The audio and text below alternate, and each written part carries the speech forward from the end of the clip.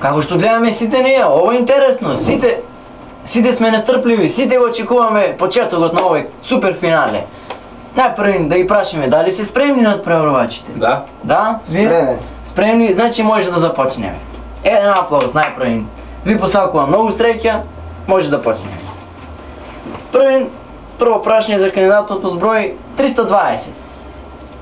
Дали петелот има заби? Петелот е худобно живот. Да. Мислам дека има зави. Дали сте сигурен? Па конечен одговор. Дали вие може имате некој одговор? Дали петелот има заби? Домашно животно. Да. Мислам дека нема заби. Нема заби, па нема заби бе, нема заби. Еден аплауз за 358. Сега второ прашање. Кандидатот под број 358. Дали утре ќе врне?